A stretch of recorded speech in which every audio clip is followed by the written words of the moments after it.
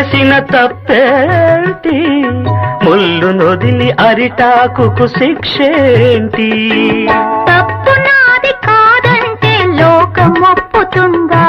నిప్పులాంటి సీతనైన తప్పు చెప్పకుండా అది కథే కదా, మన కథ నిజం కాదా? అది కథే కదా, మన కథ నిజం కాదా? రా